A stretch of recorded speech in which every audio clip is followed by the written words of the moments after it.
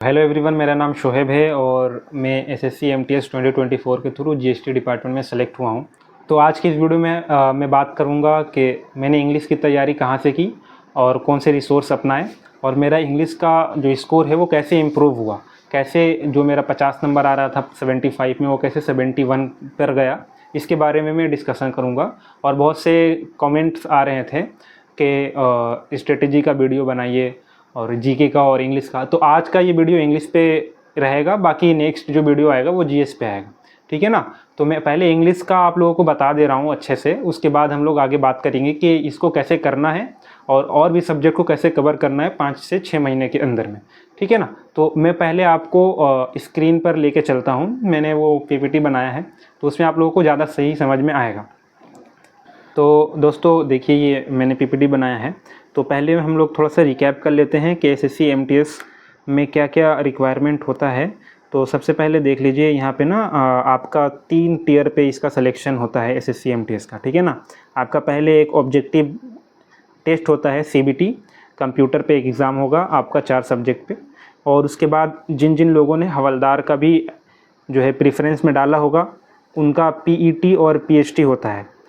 आप लोग ये बात नोटेड रखिए कि एमटीएस में ये आपका नहीं होगा फिजिकल एग्ज़ाम, सिर्फ जिन्होंने हवलदार का प्रेफरेंस दिया है और जिन्होंने हवलदार का कट ऑफ क्लियर किया है उनका ही ये फिजिकल इफ़िशियंसी टेस्ट और फिजिकल स्टैंडर्ड टेस्ट होता है, ठीक है ना।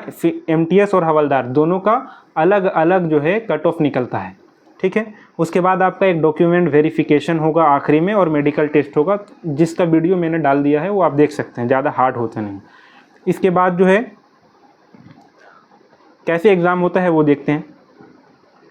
देखिए इसमें ना 2 सेक्शन होता है एग्ज़ाम में। देखिए एग्ज़ाम का जो सिलेबस है वो है, सबसे पहले आपका एक होता है मैथ का और एक होता है रीजनिंग का। 20 क्वेश्चन आते हैं मैथ के और 20 क्वेश्चन आते हैं रीजनिंग के। इसमें आपके टोटल 60 मार्क्स मैथ के आते हैं और 60 मार्क्स रीजनिंग के। टोटल आपको 45 मिनट्स मिलेगा हर सेक्शन का। और ये जो पहला सेक्शन है उसका 120 मार्क्स है। इसमें कोई नेगेटिव मार्किंग नहीं रहता है क्योंकि ये क्वालिफाइंग नेचर है, ये फाइनल मेरिट में आपका ऐड नहीं होता है, ठीक है ना। उसके बाद इसका एक सेपरेट कट ऑफ निकलता है। जिन जिन लोग ये कट ऑफ क्लियर करते हैं 120 में से, तो उनका ही सेशन 2 चेक होता है। 120 में से मान लीजिए 80 गया कट ऑफ, तो अगर आपका 80 मार्क्स आ रहा है सेशन 1 में तो आपका सेकेंड जो सेशन है सेशन 2 वो आपका चेक होगा, ठीक है ना। अगर 80 से कम आ रहा है, मान लीजिए कट ऑफ है तो 80 अगर कट ऑफ गया है, अगर 80 से कम आ रहा है आपका, तो आपका सेकंड सेशन 2 चेक नहीं होगा और आप डिस्क्वालीफाई ऐसे ही हो जाएंगे। तो सेशन 2 आप में है जनरल अवेयरनेस, जीके और इंग्लिश का। ये दोनों मेन इंपॉर्टेंट जो है सब्जेक्ट है। इसी के स्कोर के हिसाब से आपका सिलेक्शन होगा आगे, ठीक है ना। 25-25 क्वेश्चन रहते हैं, 75-75 मार्क्स के, 150 नंबर का होता है, 45 मिनट का ये पेपर होगा आपका। इसका ही आपके मार्क्स के बेसिस पे आपका सिलेक्शन होगा। कुछ इंपॉर्टेंट पॉइंट क्या है, आपका टोटल जो है एक 270 मार्क्स का होता है, अलग अलग सेशन 1 सेशन 2 दोनों को मिला के 271, ठीक है ना। ये ऑब्जेक्टिव टाइप होगा पेपर 1। उसके बाद यहाँ पे लिखा हुआ है जो क्वेश्चन है वो इंग्लिश, हिंदी और 13 रीजनल लैंग्वेज में होते हैं, ठीक है ना। इंग्लिश पेपर सिर्फ जो होता है इंग्लिश का वो सिर्फ इंग्लिश में रहेगा, ठीक है। और सेशन 1 में नेगेटिव मार्किंग नहीं है और सेशन 2 में हर रॉन्ग आंसर का आपको 1 नंबर का पेनाल्टी लगता है, ठीक है। इसके बाद हम लोग आगे देखते हैं। तो इसमें लिखा है पीईटी और पीएचटी का। तो पीईटी कैसे होता है हवलदार का, पिछली वीडियो में मैंने बताया था, लेकिन रिकैप कर देता हूँ। आपका 1600 मीटर का वॉकिंग होता है 15 मिनट में मेल के लिए, और फीमेल के लिए आपका होता है 1 किलोमीटर 20 मिनट में, ठीक है ना। और क्या लिखा है ऊपर में, जो पीईटी पीएचटी होता है वो उन्हीं के लिए होता है जिन्होंने हवलदार के लिए अप्लाई किया, पहले बता दिया मैंने। और क्या है आपका, इसमें आपका टियर 1 एग्ज़ाम के बाद एक अलग से रिज़ल्ट निकलता है, उसमें उन्हीं लोगों का नाम होता है जिन्होंने हवलदार का प्रेफरेंस डाला है। अगर वो कट ऑफ आप क्लियर करते हैं तो आपका हवलदार का पीईटी पीएचटी होता है। उसके बाद पीईटी पीएचटी के बाद आपका फाइनल रिज़ल्ट आता है, ठीक है। उसके बाद आपका ये हाइट नापा जाता है। हाइट आपका 157.5 सेंटीमीटर मेल का और 152 सेंटीमीटर फीमेल का होना चाहिए। मेल का चेस्ट नापा जाता है, 76 सेंटीमीटर अनएक्सपेंडेड होता है और मिनिमम 5 सेंटीमीटर का एक्सपेंशन चाहिए होता है। और फीमेल का वेट आपका मेज़र होता है 48 kg आपका रहना चाहिए मिनिमम, ठीक है। इसके बाद हम लोग देखते हैं अब हमारा जो मेन टॉपिक है वो अगर आप लोगों का इंग्लिश एकदम वीक है या आप लोग बिगिनर हैं तैयारी में, तो आप लोग थोड़ा सा अच्छे से समझना, ठीक है ना। देखिए इंग्लिश का जो टॉपिक है ये बहुत इंपॉर्टेंट टॉपिक है, आपको इसी में स्कोर करना होगा, क्योंकि जीके जीएस मैक्सिमम लोगों का जो है कम नंबर आता है, 15 से 20 सही होता है मैक्सिमम लोगों का। तो अगर आपका मार्क्स इसमें अगर नहीं बना तो सिलेक्शन बहुत पीछे रह जाइएगा सिलेक्शन की रेस से आप लोग। तो देखिए इंग्लिश में कौन कौन से टॉपिक से सवाल आते हैं। इंग्लिश में सबसे पहले आपका आएगा spot the error, fill in the blanks, sentence improvement, ठीक है ना। ये 3 मेजर सेक्शन हैं जो ग्रामर के पोर्शन से आपसे पूछा जाएगा, और इनका जो वेटेज है, मतलब कितना क्वेश्चन आता है वो भी मैंने लिखा है। 2 से 3 क्वेश्चन स्पॉट द एरर का आता है, 2 से 3 question fill in the blanks का आता है, और 1 से 2 क्वेश्चन इम्प्रूवमेंट का आता है, ठीक है ना। तो ग्रामर का ये पोर्शन है। आप अब इसमें ग्रामर में आपका कौन ग्रामर अब कैसे पढ़ें, ये पहले तो होगा ना भाई, ग्रामर कैसे तैयार करें। तो मैंने यहाँ पे टीचर्स का नाम लिखा हुआ है, गोपाल वर्मा सर है, नीतू मैम है, अमन सर है, रानी मैम है, तरुण ग्रोवर सर है, मनीषा बंसल मैम है, और जयदीप सर हैं। किसी से भी आपकी टोन मैच होती है तो आप पढ़ सकते हैं। मैंने जो है गोपाल वर्मा सर से पढ़ा था कंप्लीट ग्रामर, और पढ़ने के बाद मैंने बहुत ज़्यादा इम्प्रूव किया मेरा स्कोर। तो मैं तो सजेस्ट करूँगा गोपाल वर्मा सर से, बट आपका टोन जिससे मिलता है, आप जिससे मैच कर पाते हैं, उसी से आप लोग पढ़ना, ठीक है ना। अच्छा, अब क्या क्वेश्चन कैसे आते हैं पहले वो दिखा देता हूँ मैं आप लोगों को। देखिए जैसे स्पॉट द एरर का यहाँ पे सवाल है, तो आपको एक सेंटेंस मिल जाएगा, उसको 4 पार्ट में बांट देंगे, ठीक है ना। अब उसमें से एक पार्ट में एरर होगा, ठीक है, उसी को आपको सेलेक्ट करना रहता है, यही होता है स्पॉट द एरर, ठीक है ना। जैसे इसमें लिखा है my father is in bad mood today, उसके बाद 3 पार्ट दिया हुआ है, my father is a, second part में है इन बैड मूड बी, और तीसरा है टुडे सी, और चौथा है नो एरर। मतलब अगर ये सेंटेंस सही है तो आप नो एरर में जा सकते हैं, नो एरर सेलेक्ट कर सकते हैं। तो यहाँ पे जो भी आपको लग रहा है, तो आप जब पढ़ेंगे तो समझ में आएगा। ये आर्टिकल का है क्वेश्चन। अब इसमें क्या होता है, my father is in a bad mood होता है, ठीक है ना। तो इसमें इन अ बैड मूड आपका गलत है, इसमें यहाँ पे गलती है, तो आप लोग यहाँ पे बी ऑप्शन सेलेक्ट कर लेंगे। ऐसे ही जब सेंटेंस इम्प्रूवमेंट करते हैं तो आपको एक सेंटेंस लिखा रहता है, और एक वर्ड में या फिर एक अंडरलाइन रहता है, उसको आपको सही करना रहता है। जैसे इस सवाल में यहाँ पे लिखा हुआ है, please remind me of posting this letter to my relatives.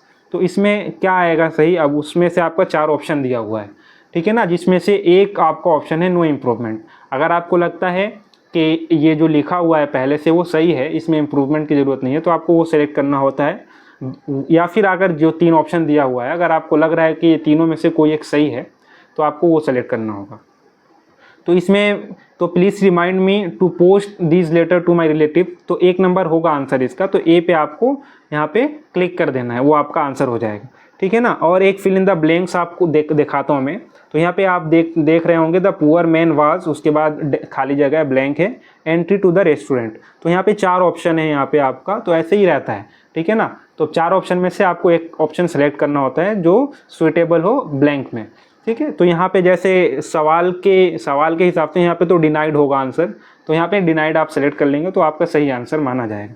तो ग्रामर में इसी हिसाब से आपका सवाल पूछा जाता है एमटीएस के एग्ज़ाम में, ठीक है ना। तो सबसे पहले इसके लिए आपको क्या करना है, इसके लिए आपको पहले ग्रामर पूरे अच्छे तरीके से पढ़ना है, ठीक है। अभी आपके पास 5 महीने हाथ में है, तो 5 महीने में मेरे हिसाब से 3 महीने में आराम से ग्रामर अगर कंप्लीट किया जा सकता है। अगर रोज़ हम लोग 1 घंटा भी रोज़ अगर हम लोग देते हैं तो ग्रामर 3 महीने में तो आराम से कंप्लीट हो जाएगा, ठीक है ना। उसके बाद हम लोग 1-2 महीने रिवाइज भी कर लेंगे, ठीक है ना, 1 महीना रिवाइज कर लेंगे तो भी हो जाएगा। साथ में ग्रामर पढ़ रहे हैं, और ग्रामर पढ़ने के साथ साथ आप लोग मॉक टेस्ट भी लगा सकते हैं इसका, है ना, चैप्टर वाइज।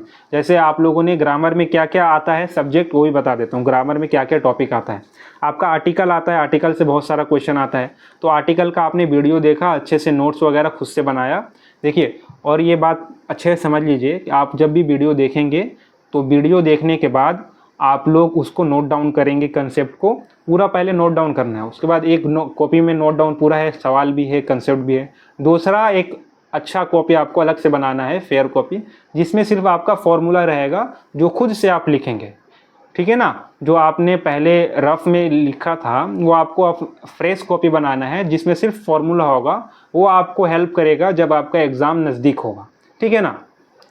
तो कौन कौन सा टॉपिक है जो ग्रामर के पॉइंट ऑफ व्यू से इम्पोर्टेंट होता है और उसको हम लोग पढ़ते हैं।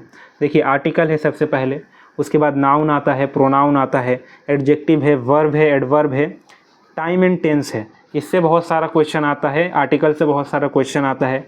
सब्जेक्ट वर्ब एग्रीमेंट, इससे बहुत ज़्यादा क्वेश्चन भर भर के आते हैं, ठीक है ना। प्रीपोजिशन से बहुत ज़्यादा क्वेश्चन आते हैं, कंजंक्शन से आते हैं।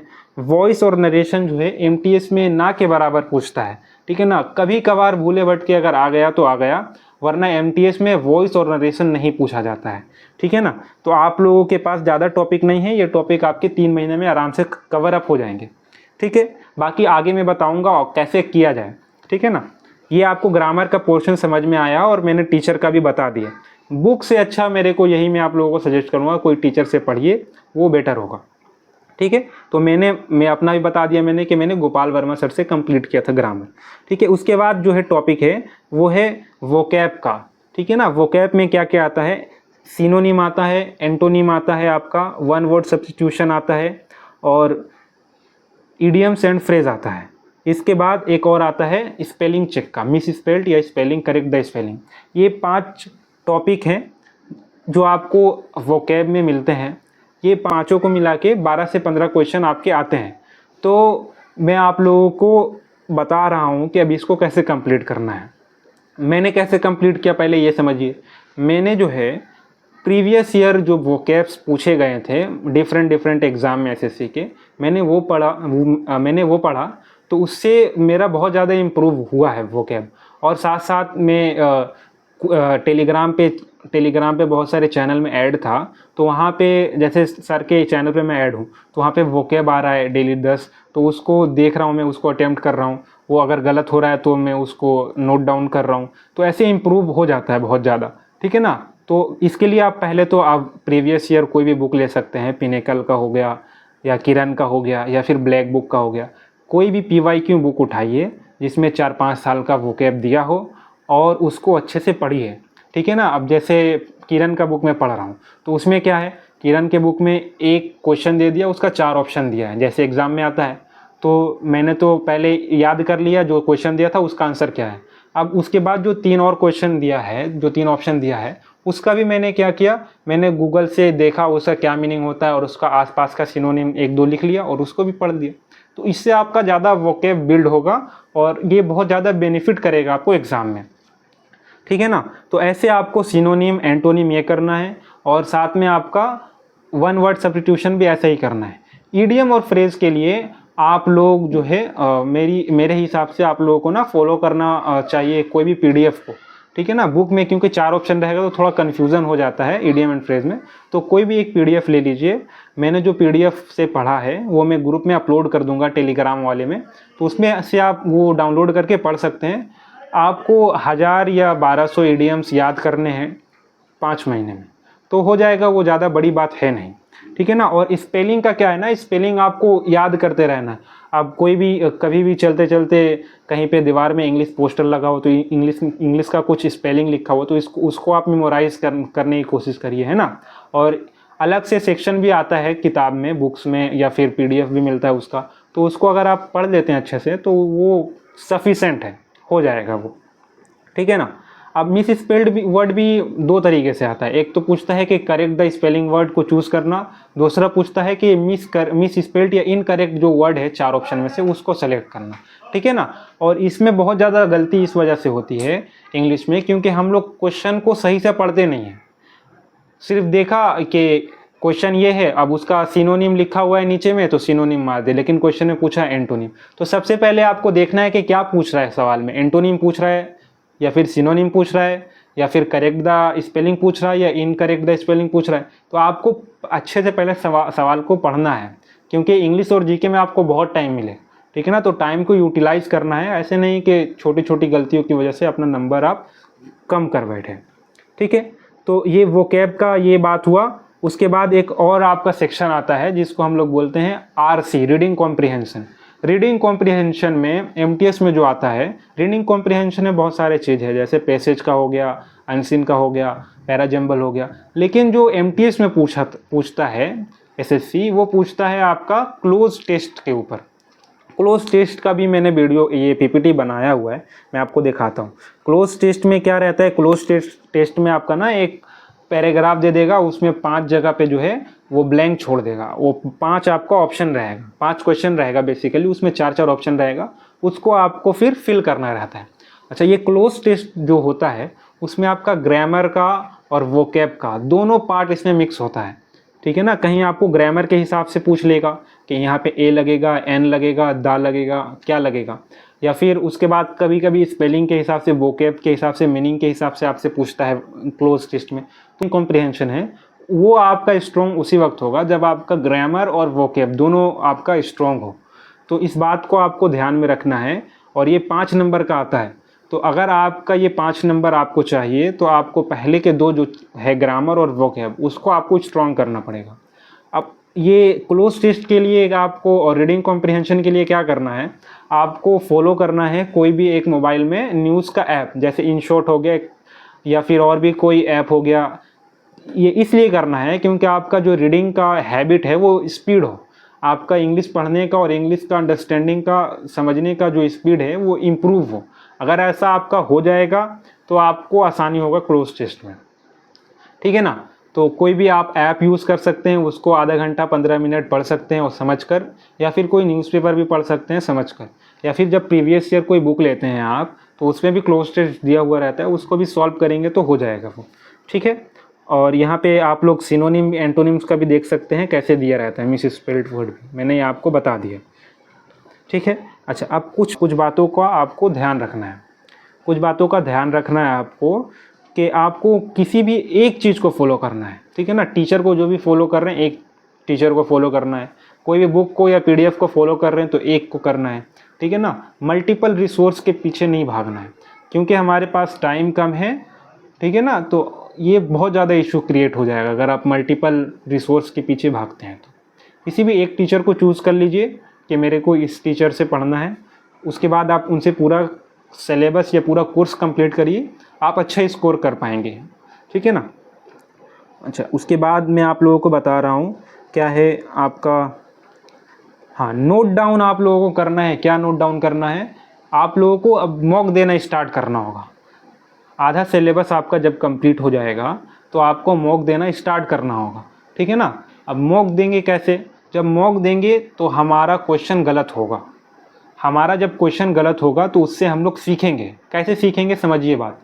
जब हम लोग गलती करेंगे तो हम लोग वहाँ पे फिर नीचे आएगा सेक्शन के सॉल्यूशन का, उसमें जाके हम लोग देखेंगे कि हम लोग कहाँ गलती कर रहे हैं, ठीक है ना। अगर ग्रामर में गलती कर रहे हैं, स्पॉट द एरर में, इम्प्रूवमेंट में, तो वहाँ पे हम अपना जो वीक पॉइंट है वो समझेंगे कि हमारा कौन सा ग्रामर का पार्ट में हमारा वीकनेस आ रहा है, फिर उसको हम लोग इम्प्रूव करने की कोशिश करेंगे। और जो गलती होगा उसको एक अच्छे से कॉपी में या फिर डायरी में हम लोग उसको क्या करेंगे, लिख के रखेंगे, ताकि नेक्स्ट टाइम में हमसे ये दोबारा रिपीट ना हो गलती, ठीक है ना। वोकैब में भी ऐसा ही करना है। जब आप मॉक दे रहे होंगे तो ऐसा नहीं है कि आपका पूरा ही सही होगा, जो आपको नहीं आ रहा है तो उसको नोट डाउन करना है और उसको रिवाइज करना है।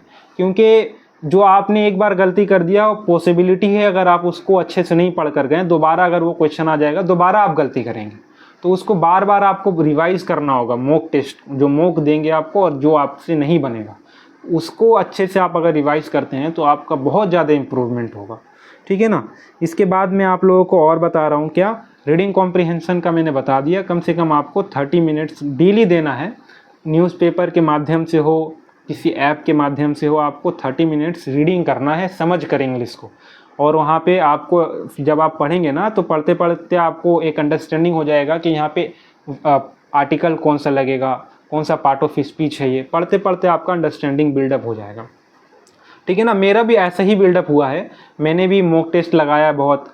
इंग्लिश का टेलीग्राम चैनल पे, मैं जो टीचर के टेलीग्राम चैनल पे ज्वाइन हूँ, वहाँ से पढ़ते पढ़ते हो गया मेरा सही, मॉक देते देते फिर रीडिंग करते करते, तो ऐसे करते करते आपका जो है ना इंग्लिश इम्प्रूव हो जाएगा। तो ये बात आप लोग फॉलो करें, इससे आपको बहुत ज़्यादा बेनिफिट होगा। अगर आपको कोई भी डाउट होता है तो आप मेरे से पर्सनली भी बात कर सकते हैं, पूछ सकते हैं कि हाँ भाई ये डाउट मेरे को हो रहा है, तो आप कैसे आपने किया था या कुछ सजेशन दे दो तो मैं आप लोगों को अपने हिसाब से बता दूंगा, ठीक है ना, क्या करना बेटर रहेगा। तो देखिए अभी तो ये वीडियो एंड हो गया है, मतलब मैंने कंप्लीट बता दिया है। और अगर कोई भी डाउट आता है तो आप लोग कमेंट में पूछ सकते हैं, टेलीग्राम पे पूछ सकते हैं।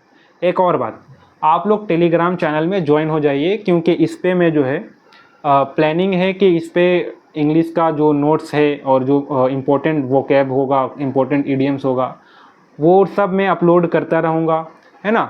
और जीके जीएस का नेक्स्ट वीडियो आने वाला है, तो उसके लिए भी जो है आप लोगों को टेलीग्राम ज्वाइन करना होगा, क्योंकि उसमें बहुत सारा मैं रिसोर्स वगैरह डालूँगा जिससे मैंने पढ़ा, और जो इम्पोर्टेंट कंसेप्ट होगा, जो मेरा नोट्स होगा, वो सब मैं अपलोड करते रहूँगा टेलीग्राम पर, ठीक है ना। और मैं सोच रहा हूँ कि एक PYQ सीरीज़ में अपलोड करूँ, उसमें आपका जीके का और इंग्लिश का दोनों का प्रीवियस ईयर जो क्वेश्चंस हैं उसको हम लोग वीडियो के माध्यम से अपलोड करेंगे, जो आपको बेनिफिट देगा, ठीक है ना। तो इसके बारे में आप कमेंट में हमको ज़रूर बताएं कि क्या करना बेटर होगा, ठीक है।